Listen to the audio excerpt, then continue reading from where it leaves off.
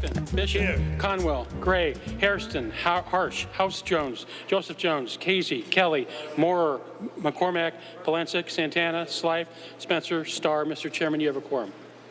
Would everyone please rise for a moment of silence, followed by the Pledge of Allegiance?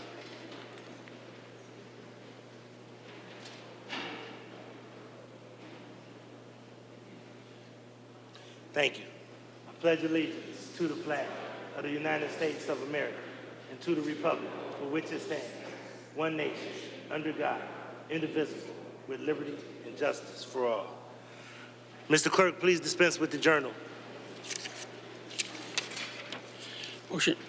Motion by Councilmember Bishop that the reading of the minutes of the last meeting be dispensed with and the journal approved, seconded by Councilmember Casey. All right, we'll move to public comment and want to remind public commenters to please adhere to the 3-minute mark that you have. And all council members, would you please acknowledge the speakers that we have before us? First, we have Amira Zayed from Akron. The topic is Israel representing no one and not being paid by anyone.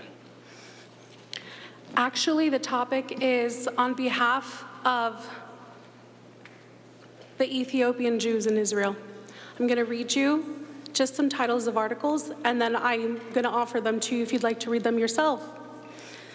Eugenics and ethnic cleansing, the values that unite the U.S. and Israel. Israel admits to sterilizing Black Ethiopian Jewish immigrants without their knowledge. Israel gave birth control to Ethiopian Jews without their consent. In the story of Ethiopian Jewish immigration, is Israel really the hero? Israel admits Ethiopian Jewish immigrants were given birth control shots. Ethiopian women claim Israel forced them to accept birth control shots. After a police shooting, Ethiopian Israelis seek a Black Lives Matter reckoning. Foreign Affairs feature, the plight of Ethiopian Jews in Israel. Ethiopian Israelis are angry over a double standard that leaves loved ones in danger. Ethiopian Jews, not Jewish enough. Why is Israel kicking out the Africans? Poverty and crime rates reveal Israel's failure to absorb Ethiopian immigrants. Ethiopian Jews suffer racism in Israel. Forced contraception of Jewish Ethiopian women is tip of global iceberg. Israel's treatment of Ethiopians is racist. Israel unblocks big immigration of Ethiopian Jews. Why was it blocked? This is from 2020.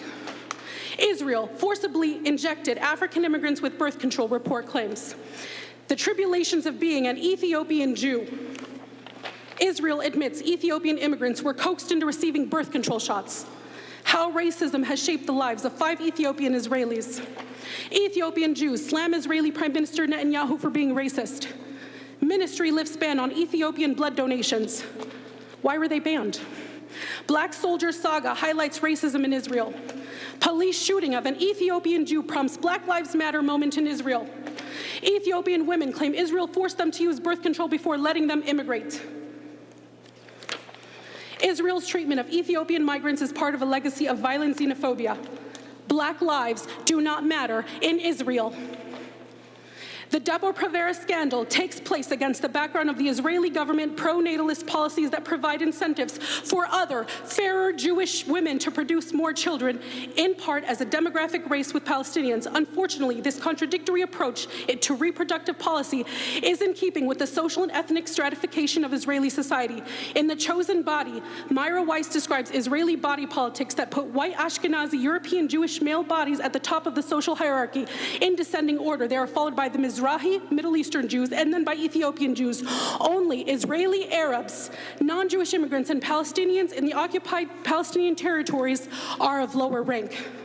This is about reducing the number of births in a community that is Black and mostly poor, said Hevda Ayal, author of the report By Women and To Women, and she's referring to the birth control shots. Time. Thank you. This oppressive system supports that oppressive system. Time. And Thank they you. need each other. Thank you. We know where you stand.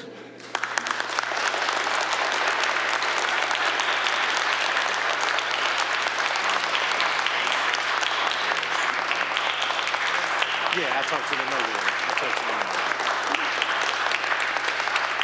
Next, we have Milo Schumann from Ward 3 to talk about a ceasefire resolution, and he's not representing anyone and not being paid by anyone. Good evening, everyone. Thank you, audience members and council, for your time and attention tonight. I hope that my comment is interesting enough to keep you all off of your phones. For weeks now, thousands of people who live and work in Cleveland have been expressing our disappointment in the council and the mayor for saying Cleveland stands with Israel. As someone who's lived in Cleveland city limits my whole life, I grew up in Ward 14, Santana's district, and currently live in Kerry McCormick's Ward 3. I am disappointed in the lack of response and embarrassed that my local leadership has implied that I supported genocide. I am here today in support of the citizen-proposed resolution to call for a permanent ceasefire in Gaza. Some people might be wondering, what does that do? A resolution can't stop a genocide. And sure, this resolution is largely symbolic, but it's not like council hasn't done that before. I've pulled some examples, so you don't have to. In recent years, City Council has passed resolutions marking October 22nd, a day of celebration for the band KISS, who aren't even from here, encouraging Congress to pass the Railway Safety Act of 2023, supporting the 2021 Women's March, and condemning Russia's attacks on Ukraine. And I could draw some parallels there, but I only have 3 minutes. Along with literally countless resolutions for congratulations, condolences, appreciations, welcomes, and recognitions. If council thinks those things are worth their time, this is too. Council should pass this resolution because, one, we're asking for it.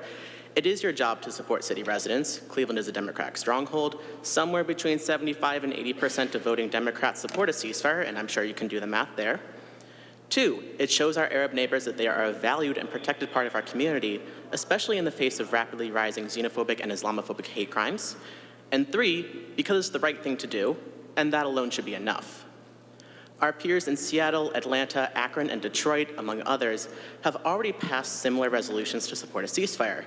And I know the joke for as long as I can remember is at least Cleveland's not Detroit, but maybe we should be this time, and we can be if this resolution is passed. One last thing. I mentioned a moment ago that around 75% to 80% of voting Democrats support a ceasefire. It is worth considering that if you refuse to act, you risk losing up to 80% of your votes in a city where voter turnout is already very low and margins are often really thin. I urge council, and in particular my councilperson, Kerry McCormick, to pass the resolution. Thank you for your time. Free Palestine.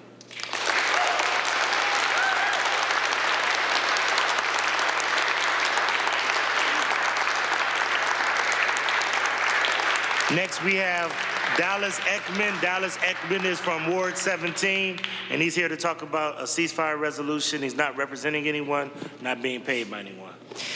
As stated, I'm a proud member of the Cleveland community. I live in Cleveland. I bought a home in Cleveland's Ward 17. I went to college in Cleveland. I'm a public school teacher, and I voted in every single election since I have lived in Cleveland. I feel the need to emphasize these things today at the podium, which doesn't exist because of council's actions. I feel the need to emphasize these things because members of this council have taken it upon themselves to accuse the constituents of this city coming to communicate with our own council people of being majority outsiders, quote Joe Jones. Additionally, council members have routinely criticized their constituents here in comments made in safety meeting and on the city hall floor that discussing international issues is beyond the purview of this council. These criticisms to me ring absurdly hollow because when the Jewish Federation of Cleveland, based in Beechwood, Ohio, so a Cleveland Federation in name only, asked council members to sign onto a letter in support of the State of Israel, the following council members did so: President Blaine Griffin, Majority Leader Kerry McCormick, Kevin Bishop, Chris Harsh, Joseph T. Jones, Brian Katze, Michael Polensik, and Charles Slife. I will iterate for the record that this council has critiqued its own constituents for discussing international issues in council and have critiqued us for being based outside of Cleveland with no evidence, but with no consultation of this body, signed onto a letter for an organization based in another city concerning, yes, international issues. I am sick and tired of this body having a double standard for Palestinian people, the Arab population at large. We introduced a resolution on this floor with resounding support, with hitherto has been ignored by every single member of this council. Councilman Harsh once said he was proud of Cleveland City Council for being one of the most progressive in the country. Yet at this moment, what this council has produced since early October led to Democratic participation in the body are lies submitted to the public record about its constituents, 2, attempts to curb free speech in this chamber. Noticeably, you'll see it on camera. 3, And dozens of cities, including Atlanta, Georgia, Akron, passing Cleveland to stand on the side of history and condemn genocide in Gaza. Your constituents' tax dollars are being used to fund this genocide without popular will. 80% of Democrats support a ceasefire in the United States, but only one council member in this chamber has joined her constituency. Thank you again, Rebecca Maurer. Does this council find it acceptable that its political positions are so deeply out of step and out of touch with the majority of its base? If so, why should the constituency which you claim to represent show you any deference and presume you sit in this chamber in service of the people of Cleveland? 5% of you support what 80% of the constituency does. Members of this council must join Councilwoman Maurer and call for a ceasefire by passing the aforementioned resolution. If not, the Cleveland community, which does support a ceasefire, 80%, will commit to withholding our votes from every silent voice in this chamber. Myself and the Party for Socialism and Liberation will fight deftly to ensure all voters in this city are aware its council members are derelict in their duties. Come every election, we will not forget. Introduce and unilaterally pass the resolution to condemn the genocide in Gaza. Thank you. Time.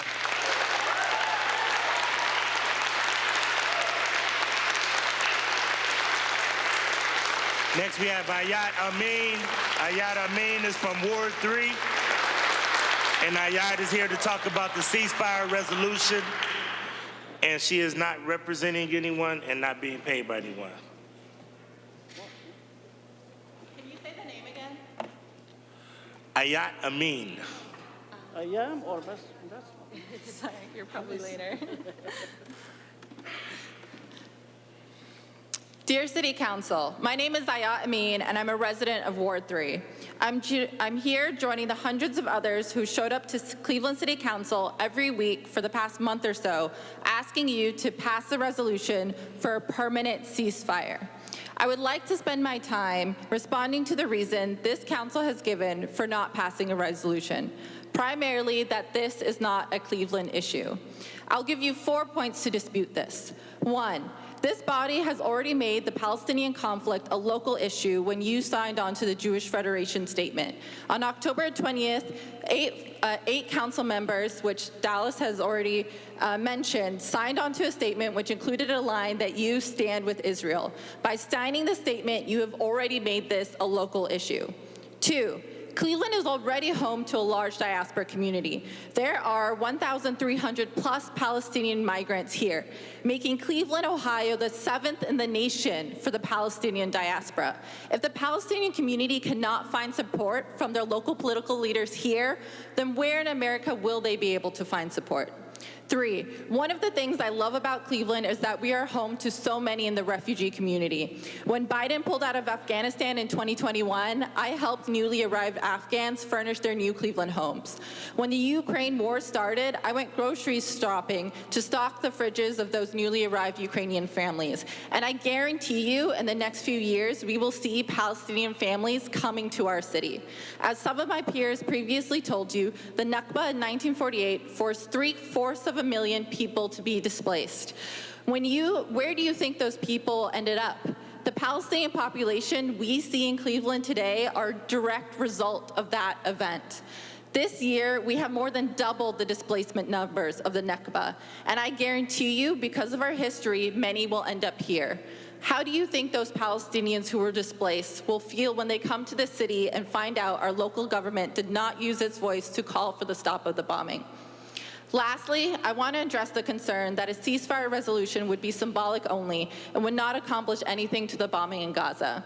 First off, that symbolism would mean a lot to your Cleveland residents, to me, to the people who sit behind me, and to the thousands of residents who marched on the Cleveland streets in October and November. But more importantly, I want to point to where we are in the grander movement. In 1989, the Prime Minister of South Africa resigned, which began the end of apartheid. That event happened because the American public wanted an end to apartheid, but it wasn't until they put pressure on their local governments, who then put pressure on their federal governments, who then put pressure on international governments, that apartheid actually ended.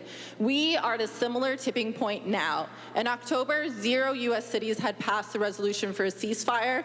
By November 20th, there are now 8, and I guarantee by the time we reach December, that number will grow bigger. Time. Pass a resolution for a permanent ceasefire. Thank you.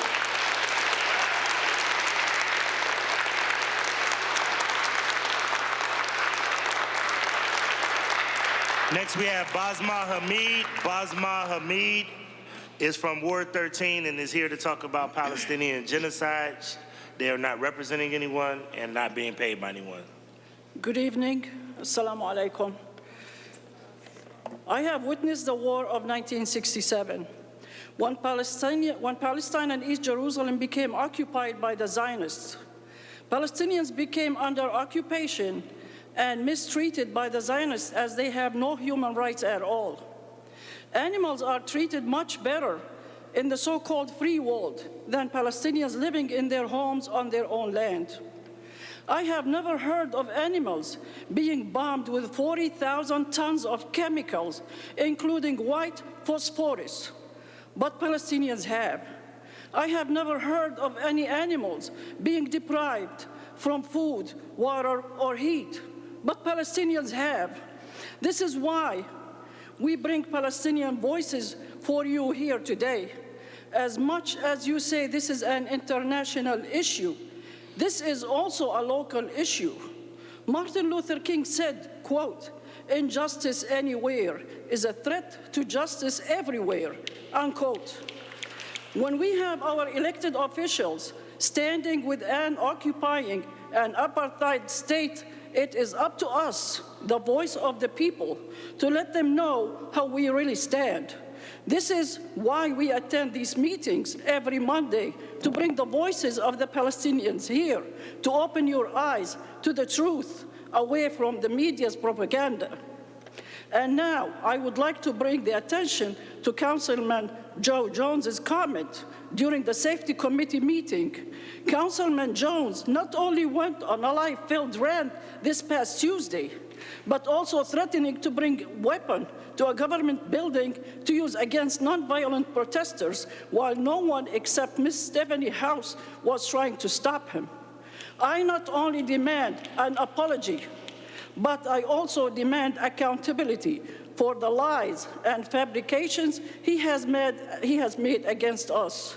3 young Palestinian students have been shot in Burlington, Vermont, due to ignorance and lies being spread by the media's propaganda and elected officials like Jones.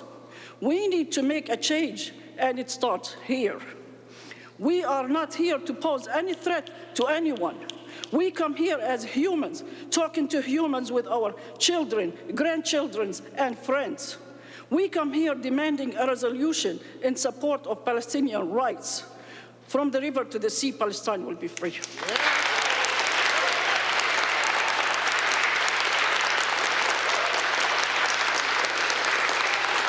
Next, we have Lisa Sanchez.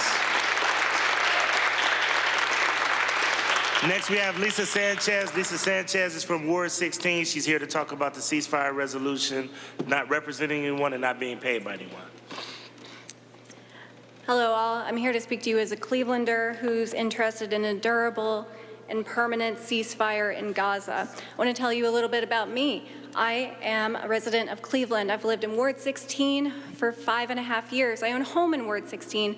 I've lived in Cleveland for 15 years. I'm from somewhere else in Ohio, but I chose to move here in 2009, a very unpopular year for Cleveland.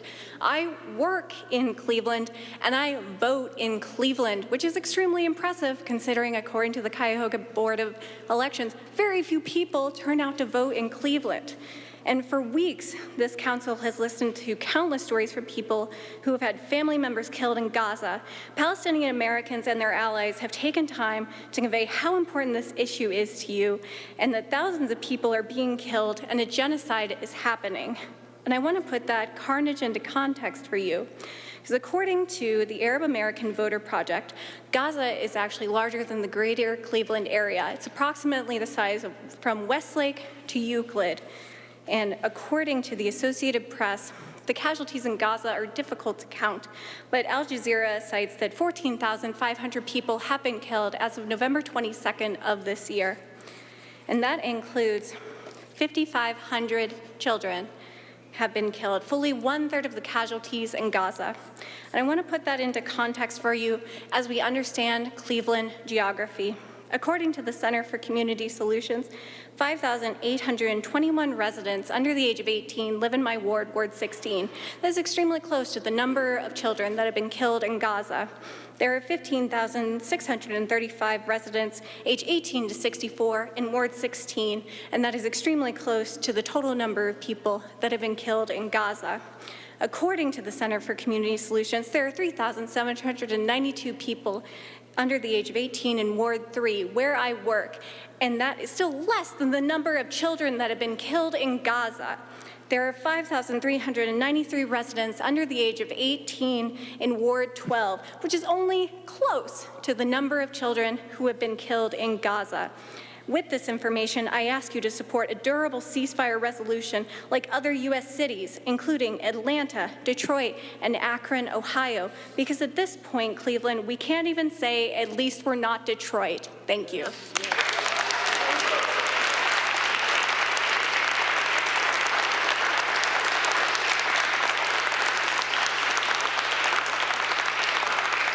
Next, we have Juan Collado. He's from Ward 11. He's here for public comment, 21st century politicians. He represents the Liberation Party. He is not being paid by anyone. Actually, Libertarian Party, but okay. Council President Griffin, council members. I am a Clevelander resident. I've been here for 5 years in Cleveland since I moved from Rochester, New York, where council seems to be working better every day.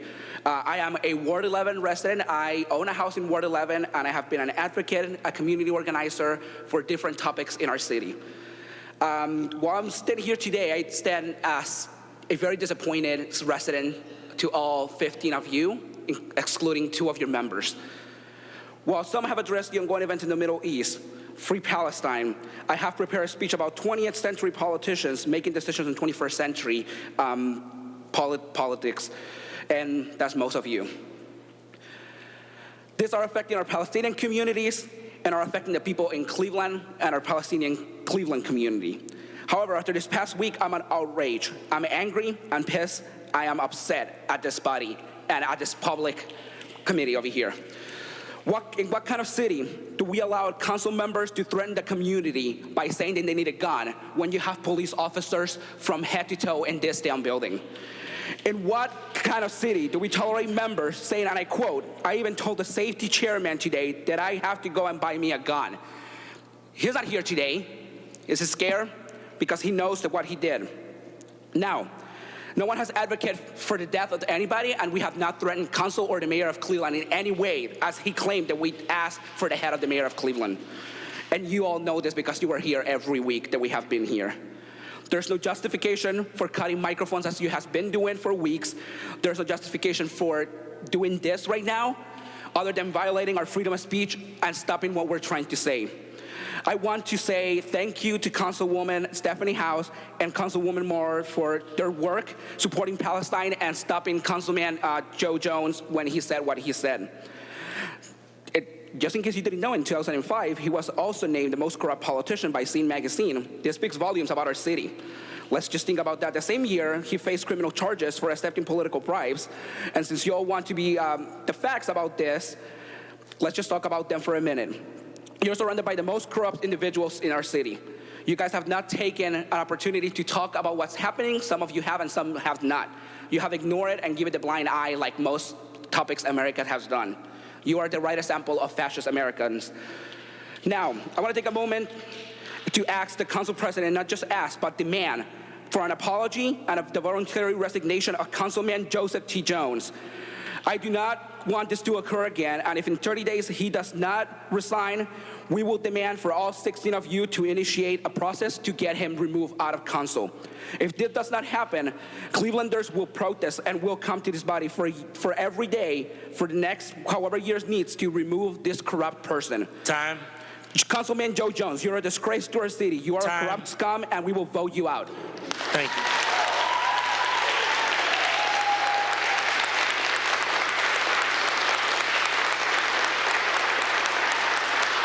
Next, we have Saeed Cleveland. The topic is sustainable peace for the Middle East, not representing anyone and not being paid by anyone. Distinguished members of the Cleveland City Council and fellow citizens. I became a transplant to Cleveland this summer.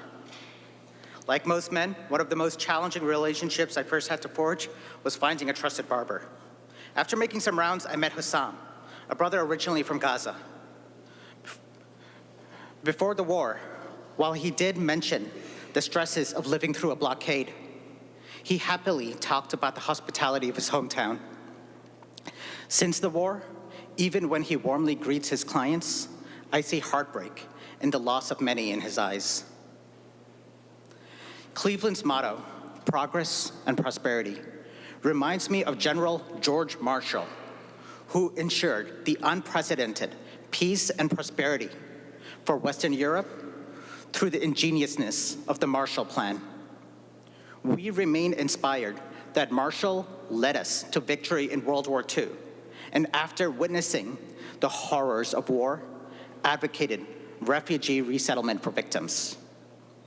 And while he is most remembered for bringing sustainable peace to Europe, he firmly opposed President Truman in his policy to split Palestine 75 years ago, anticipating that the treatment of the local Arab communities would risk broader violence and instability.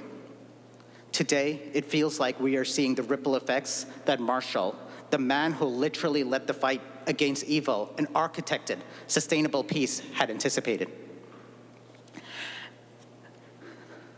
As Americans, we have seen the devastating impacts of wars based on misinformation, and today, we call on our leaders to represent our values for human dignity, freedom, and justice for all.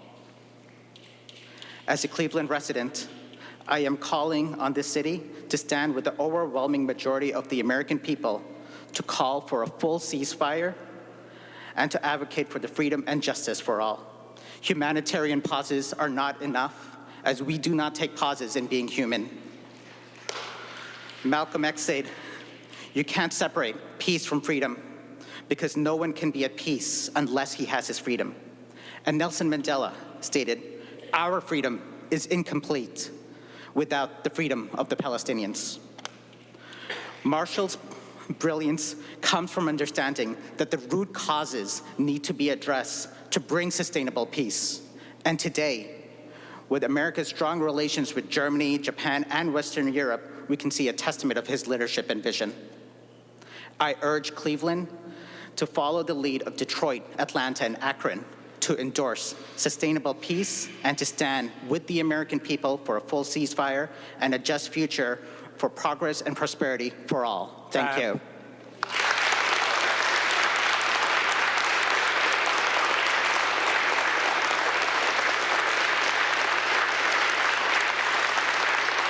Next, we have Jacob Saliba from Ohio City.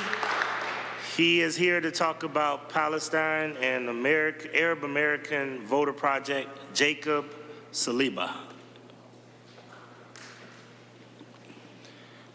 My name is Jacob Saliba, and I'm a proud Palestinian and resident of Cleveland Ward 3. I'm also the executive director of the Arab American Voter Project and its initiative, Allies Against Apartheid. While I'd rather talk about the current genocide in Gaza, tell you about how Israel forced my grandparents to flee with whatever they could carry 100 miles north to Lebanon, or detail the experiences people in the West Bank live under, nothing so far has been said sufficient to move you to show basic support, or at the least, impartiality towards this issue. Instead, I will give you a brief overview of my experiences, an American tourist with no Palestinian ID, while I visited Israel and Israeli-controlled Palestine from late September to mid-October of this year. At countless checkpoints, I was stopped, my trunk opened, my hood propped, and my belongings searched. I was subjected to countless questions that probed into my family, my religion, and the locations of my family that reside within Israel. While trekking between checkpoints, trying to get into Ramallah and the West Bank after one night spent in Haifa, I drove past countless checkpoints and scenes of Palestinians being pulled from their cars and lined up on the road. Unable to get between Palestinian cities, I was trapped. I wondered to myself how Palestinians in Palestine were able to get home if they worked and lived in another Palestinian city. The next day, as I attempted to get from the West Bank to the airport, I was told that multiple people, including boys not much younger than my littlest brother, were killed near or at the checkpoints I went through the night prior. Finally, as I made it to the airport, after having to verify the names of all my relatives, stating my religion, naming the holidays I celebrate, having my face bioscanned, having rashes that went down my neck and feet as I attempted to compartmentalize the fear I had of being shot, trying to get to my hotel, having all my belongings checked and damaged over and over again, I got onto the plane. After waiting for the doors to close, security came onto the plane and security announced my name. Jacob Saliba, will you please identify yourself? My passport and boarding pass were taken, and security took photos of everything I had. I texted my family, I love you so much. I don't know what is going to happen, but I may need you if they don't let me leave. I love you, I love you, I love you. Imagine being a mother and reading that text. When you fail to support or outright make bold statements in favor of Israel, remember my name, remember my story, because I won't forget what I saw, and I won't have my city gaslight me and allies against this apartheid when we demand that our basic humanity is recognized. Thank you.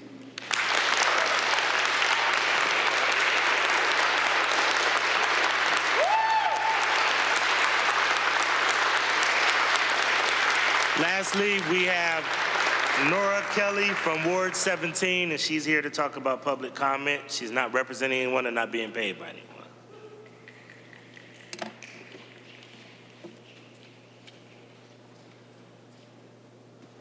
Good evening. My name is Nora Kelly. I'm a proud Ward 17 resident, and I'm pleased to be able to speak directly to elected officials closest to the people in the city of Cleveland. I'm here this evening to urge this body to reject the impulse to take a page of the GOP playbook in Columbus, but instead serve as a contrasting model for small d democratic engagement that centers the needs of residents. Just 2 short years ago, after a successful resident-led campaign to return public comment to Cleveland City Council meetings, some members of this body are moving to neuter public comment to only items under consideration by council. Residents understand the overwhelming problems this body faces with limited resources. But Clevelanders will not understand being muzzled because listening to resident stakeholders for 30 minutes before meetings seems tedious or threatening or tangential to what you do. Hearing the uncensored voices of Clevelanders may and should be uncomfortable at times, but it demonstrates your respect for your constituents and stakeholders and a humility that not all wisdom and topics of concern flow from this body. American democracy has been and is a raucous enterprise. And those who reject the rambunctious give and take ignore the lessons from the civil rights movement and from the labor movement.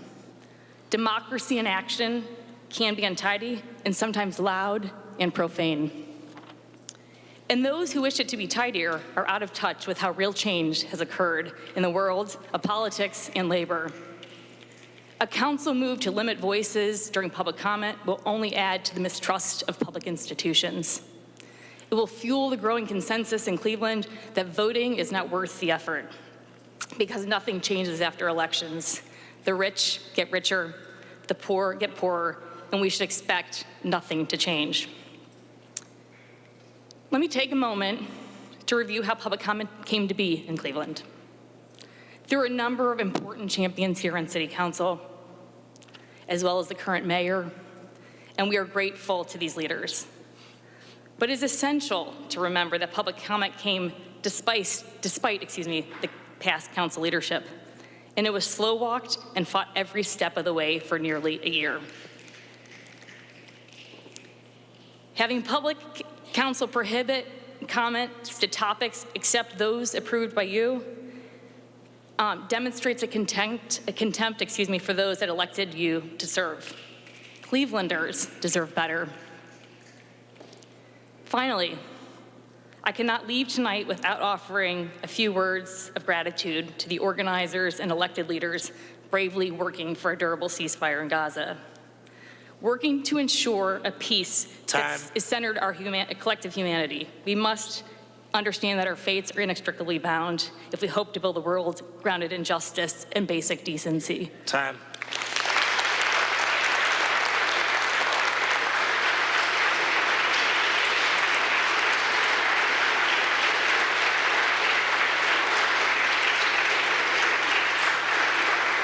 Mr. Clerk, please read communications. File number 1354-2023 from Council President Blaine A. Griffin, designating without objection by Council Alan Dry to serve as Clerk of Council Pro Tem for all matters requiring a clerk's signature on November 21st, 2023, received. File number 1373-2023 from Council President Blaine A. Griffin, designating without objection by Council Alan Dry to serve as Clerk of Council Pro Tem for all matters requiring the clerk's signature on November 27, 2023, as well as for the purposes of the council meeting on November 27, 2023. Are there any condolence resolutions? I'd like to pull a number for Chuck Benning Sr., former police officer Chuck Benning Sr. Pull a number for Reggie Kelly. Reggie Kelly. Number for Reggie Kelly? Artist, yes. Councilman Polisic. Would the clerk please hold out a number for Mary Patlogar? Thank you. Are there any other condolence resolutions? Will all council members please rise for a moment of silence?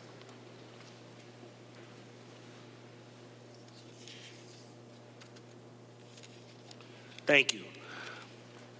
Are there any congratulatory resolutions? No.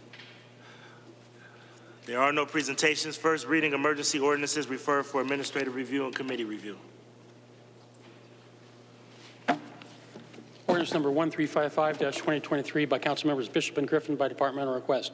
An emergency ordinance to amend Section 1 of Ordinance number 683-2023, passed July 12, 2023, relating to the purchase, lease, or lease with option to purchase of various on-road vehicles, apparatus, and off-road equipment, cabs, bodies, and accessories, equipment, and other aftermarket items for the Department of Public Utilities.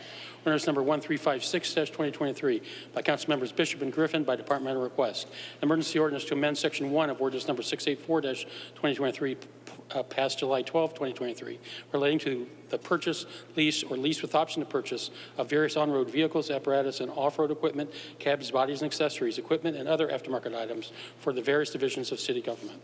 Ordinance number 1357-2023 by Council Members McCormick and Griffin by departmental request.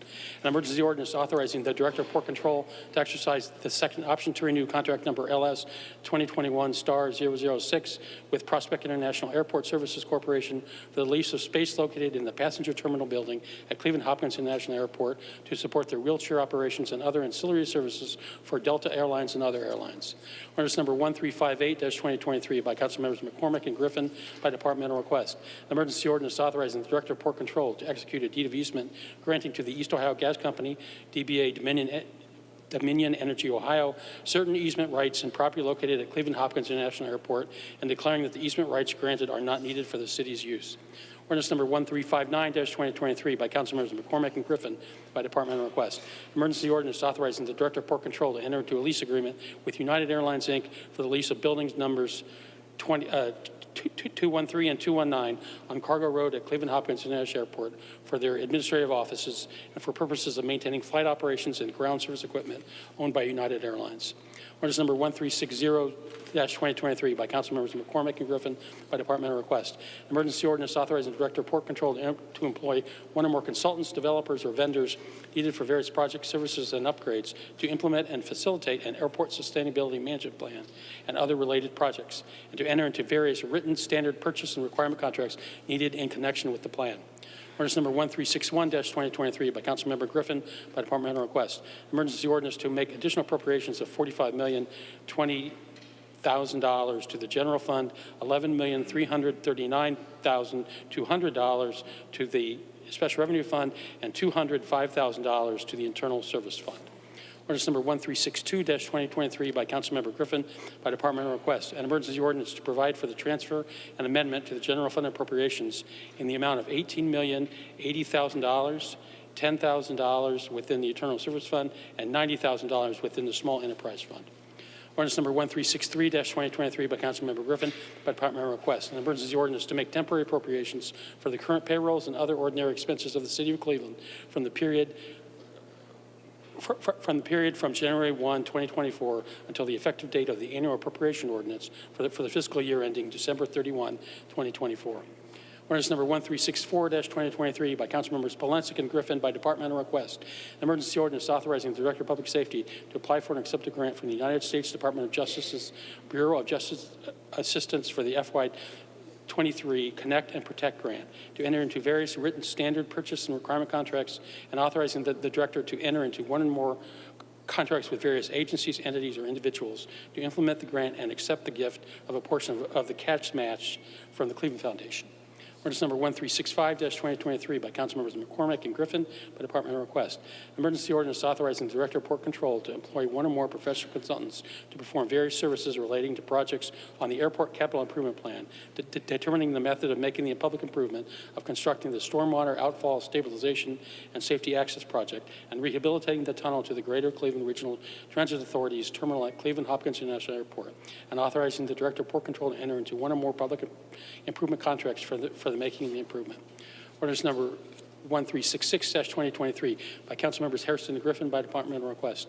Emergency ordinance approving the addition of certain property to the Northeast Ohio Advanced Energy District, accepting and approving a petition and plan from a property owner in the district, identifying a special energy improvement project, declaring it necessary to conduct a special energy improvement project, providing for the assessment of the cost of such a special energy improvement project, and authorizing the Director of Economic Development to enter into an energy project cooperative agreement and a special assessment agreement to implement the project and declaring an emergency. Ordinance number 1367-2023 by Councilmembers Conwell and Griffin by departmental request. An emergency ordinance authorizing the Director of Public Health to enter into one or more contracts without competitive bidding with URG Corporation and Met1 Instruments for the purchase of proprietary samplers for up to 4 monitoring sites for the Division of Air Quality, the Department of Public Health. Ordinance number 1368-2023 by Councilmembers Starr, Hairston, and Griffin by departmental request. An emergency ordinance authorizing the Director of Economic Development to enter into an enterprise agreement with International Food Solutions and or its designee to provide for tax abatement for certain real property improvements to the existing Goodwill building located at 2295 East 55th Street as an incentive to locate its food manufacturing and processing facility in Cleveland Area Enterprise Zone, and authorizing the Directors of Economic Development and Finance to enter into a job creation income tax credit incentive program agreement to facilitate the purpose and provisions of this ordinance. Ordinance number 1369-2023 by Councilmembers Hairston and Griffin by departmental request. Emergency ordinance authorizing the Directors of Economic Development and Finance to enter into a job creation income tax credit incentive program agreement with Cleveland Kitchen and or its designee to facilitate the purpose and provisions of this ordinance. Ordinance number 1370-2023 by Councilmembers Conwell and Griffin by departmental request. Emergency ordinance authorizing the Director of Public Health to enter into one or more contracts with various agencies and entities to provide mom's first services to women at risk of poor birth outcomes for the period of 1 year. Ordinance number 1371-2023 by Councilmembers Conwell, Bishop, and Griffin by departmental request. An emergency ordinance to amend the grant agreement entered into under ordinance number 753-2021, passed September 20, 2021, as amended, related to applying for and accepting a grant from the Cleveland Foundation for the development of the African American Cultural Gardens. Ordinance number 1372-2023 by Councilmember Spencer, an emergency ordinance declaring an emergency ordinance designating West Clinton Avenue from West 58th Street to West 65th Street with a secondary and honorary designation of Judge Raymond L. Pianca Way.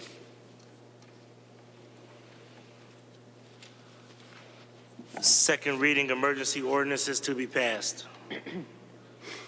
Ordinance number 1185-2023 by Councilmembers McCormack and Griffin by departmental request. An emergency ordinance amending Section 1 of Ordinance number 660-2023, passed June 5, 2023, relating to a lease agreement with Unify Aviation, LLC, for the lease of space at Cleveland Hopkins International Airport to support ground handling services for Aer Lingus Airlines.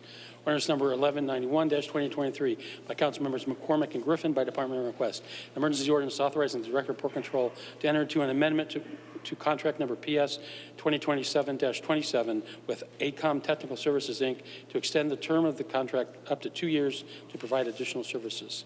Ordinance number 1200-2023 as amended by Councilmembers Harrison and Griffin by departmental request. An emergency ordinance authorizing the Director of City Planning to employ one or more professional consultants to provide on-call planning services for a period of 1 year with 3 one-year options to renew, exercisable by the Director of City Planning. Ordinance number 1249-2023 as amended by Councilmembers Harrison and Griffin by departmental request.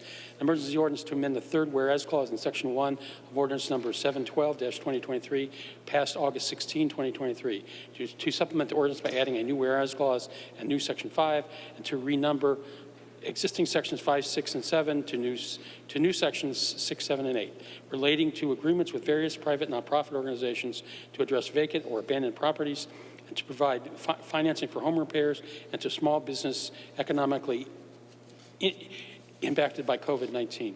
Ordinance number 1250-2023 as amended by Councilmembers Polensek and Griffin by departmental request.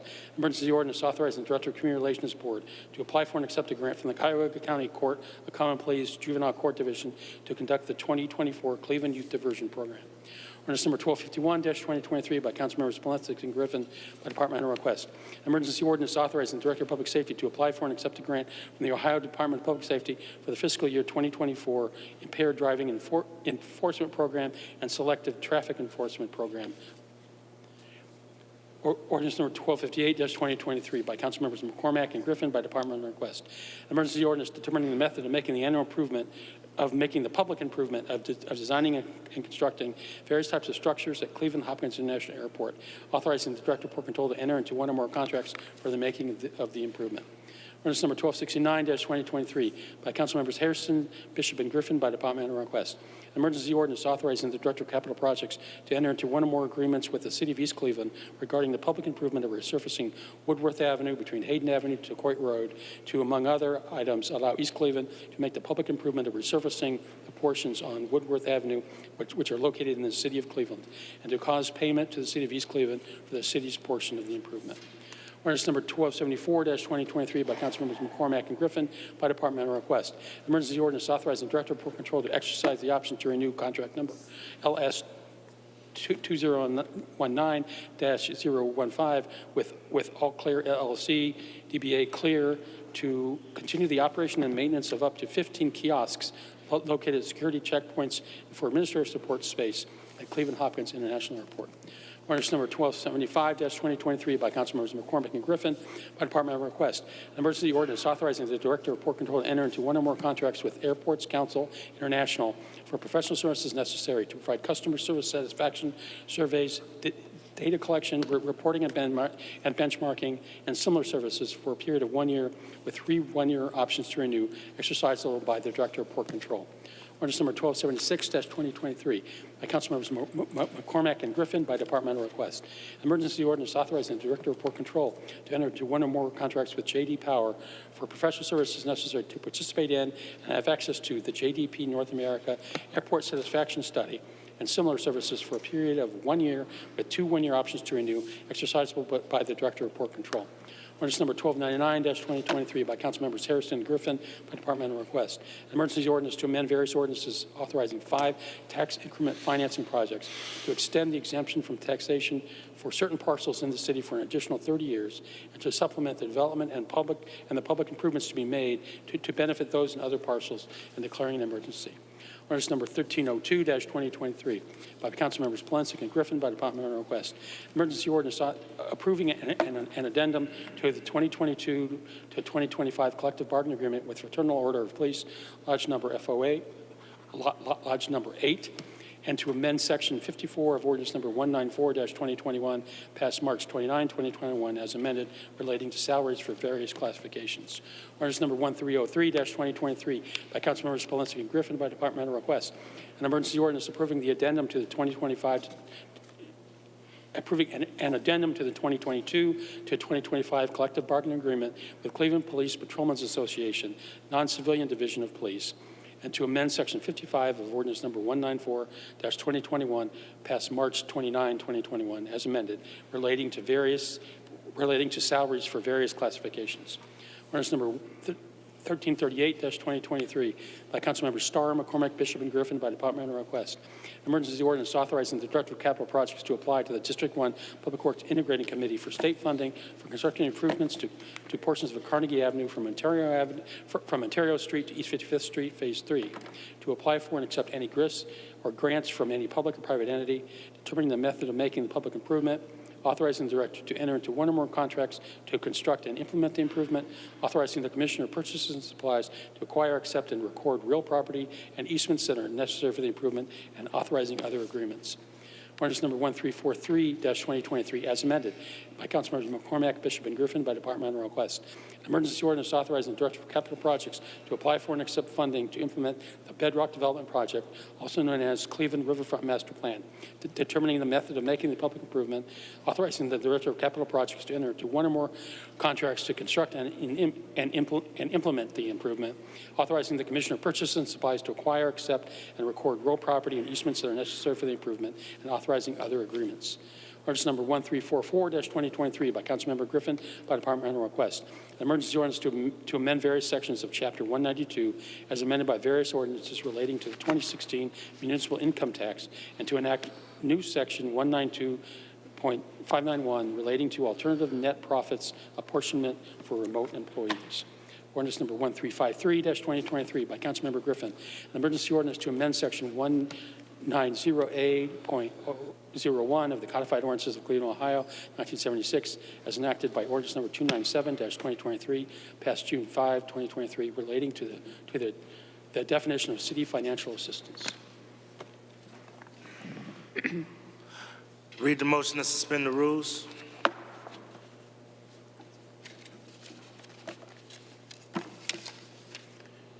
By Councilmember Bishop, that the rules be suspended and the legislation just read be placed on final passage. Seconded by Councilmember Casey. Call the roll. Griffin, Bishop, Conwell, Gray, Hairston, Harsh, House Jones, Joseph Jones, Casey, Kelly, Moorer, McCormack, Polensik, Santana, Slife, Spencer, Starr. Could we please acknowledge Councilman McCormick? Thank you, Mr. President. Pursuant to council rules, please mark me as a recusal on ordinance number 1249-2023. Thank you. Thank you. That was for suspension of the rules, so it's 15 yeas, Mr. Chairman. All right, thank you. Second reading, emergency of the call to roll on passage. Griffin, Bishop, Conwell, Gray, Hairston, Harsh, House Jones, Joseph Jones, Casey, Kelly, Moorer, McCormack, Polensik, Santana, Slife, Spencer, Starr. On ordinance number 1249-2023, 14 yeas, no nays, 1 recusal. On all the others, 15 yeas, no nays. Thank you. Second reading emergency, second reading ordinances. None? No. All right. Introductions? Any introductions? Oh, we do have one. We do have one. Please to pass. 1 second. Ordinance number. 1 second. Go ahead. Ordinance number 800-2023 by Councilmembers Hairston and Griffin by departmental request. An ordinance to amend Section 337.031 of the Codified Ordinances of Cleveland, Ohio, 1976, as amended by ordinance number 582-18, passed July 18, 2018, relating to townhouse RA districts. Thank you.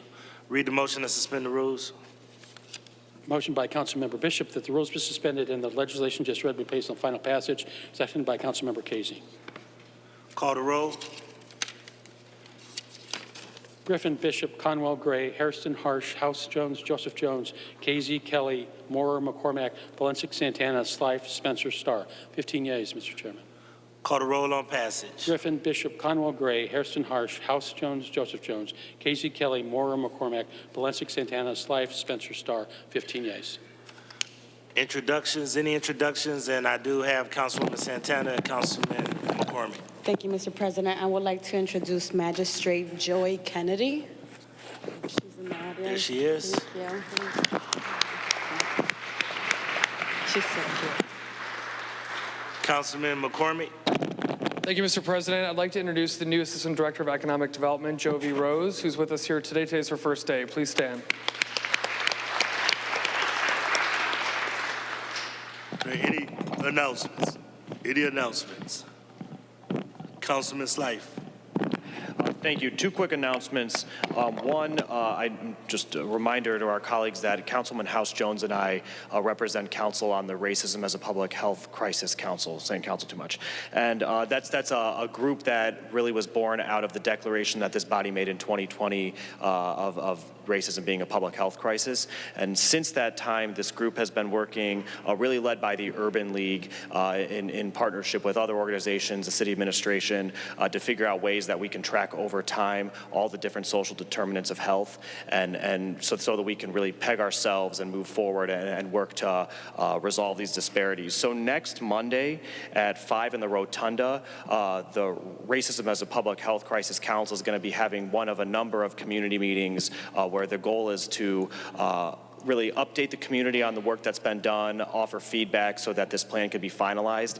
The idea is that people can come at 5 in the Rotunda. It'll end by 6:30, and hopefully people will be inclined to come upstairs and participate in the city council meeting. So if you're around, if you'd like to just attend this meeting, 5 o'clock next week. And then also, if anybody's looking for something else to do next week, I'm going to be joining Chief Abu Nama at 7 o'clock on the 6th at the Happy Dog. We're going to be doing a city club forum talking about the budget. And this was kind of an idea I had, a number of things during this past election season and people talking about the budget, and it kind of got me thinking, I think that people mean well, but the city budget's complex, and understanding all the different sources of funds and how we use them and what our limitations are and what our goals are. It's sort of, I'm hoping it's a bit of an ask me anything about how the budget works so that people who are interested can learn about all the different ways to partner with us and work to move Cleveland forward, because that's our shared goal. So just two things if you're looking for items on your calendar next week, Monday at 5 and Wednesday at 7. Thanks. Thank you. Councilwoman House Jones. Thank you. Just following up with Councilman's life. So the city of Cleveland has been hosting some budget community meetings. So this is the first opportunity that people in the community will be able to give input on our 2024 general operating budget. They have two that are coming up, remaining, I will say. One that will be tomorrow, Tuesday, November 28th, at E.J. Kovacic, and that's at 6250 St. Clair. That's at 5:30 to 7 p.m. And then the final one in this initial round, which will be on Wednesday, November 29th, at Michael's Zone. That's at 6301 Lorraine Avenue, again at 5:30 p.m. So people that are interested in giving their input of how our general operating dollars should be allocated for 2024, learning how the budget process works, this is the opportunity to do so. Thank you. I don't see any more announcements. Miscellaneous. Councilwoman Deborah Gray. I just want to speak on, everybody, I just want to speak on the incident that happened on East 139th Street with the building getting blown up. I didn't want to overspeak on the condolences because I'm not sure if the family wanted me to speak on that per se, but just understand incidents like that was a tragedy, and how that traffic accident ran into the building and blew up the building. So I just want to show the respect to Ms. Shonda Williams. She used that house as a safe house of people, looking for a place to stay temporarily, and also the life of the woman that lived there, temporarily as well. So I just want to show the condolences to the family, and I just want to pre-hold one out for her until I get the initial information. So I just want to speak on that. Thank you. Thank you, Councilwoman, and our condolences go out to that entire family. Councilman Joseph Jones. Councilman Joseph Jones have asked for extra time. Thank you, Mr. Chairman. I rise this evening with a heavy heart on a number of topics and issues. But one of them I want to express is, first I want to say to the Palestinian people or whoever is involved that I apologize for my comments that may have offended some folks. See, I am a citizen of the city of Cleveland. I'm going to ask if everyone could give him the floor, just like council respected you guys, and he has the floor at this time. Councilman Jones. I think they turned Could the you mic please up. speak into the microphone, Councilman Jones? I am speaking in the mic. Can you guys hear now? Go ahead. Okay, good. I rise, Mr. Chairman, to talk about a number of issues, but the first one I want to talk about and address is the one that's in front of us. And why is the mic? Is the mic up? Use that one. It has never been. Now that's better.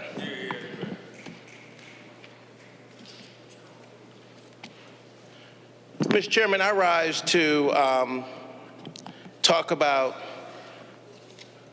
our forum. But before I start to talk about that, I want to go into, first of all, apologizing for offending people with my words or comments. I had an opportunity to talk to Fatin Oda, the Council of American Islamic Relations, had a great conversation with her, and I look forward to meeting her after this session is over to talk a little bit more. And talking to her, we have a lot in common on a number of issues. But as an African-American male, living in the city of Cleveland, raising my family, and having a number of traumatic experiences that have happened to me, unfortunately, to no fault of my own, has been traumatizing. I was a victim of crime. I've been shot. My property has been robbed on several occasions. My family has been victims of crime. I've had people come on my property and destroy my property, kill my animals. You name it, I've been through it. And so for me, I think that this group has been a great group coming in here and being very professional. But what happened on Monday was something totally different. Not like the crowd that's here right now. We had people jumping up and down on the back of the stoops.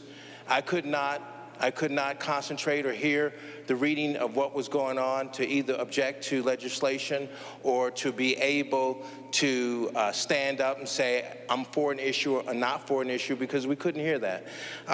But I just want to say that if my words offended you, I apologize. I come before you, though, also with a heart full of hope and a plea for peace in the Middle East. It is a region that has been marred by conflict and pain for far too long, and it is time for us to come together and work towards a better future. There are mothers and fathers, sons and daughters, all longing for a life of peace and prosperity. It is for them that we must strive to build bridges and foster understanding, and build bridges so that we can have hope for those people in the Middle East.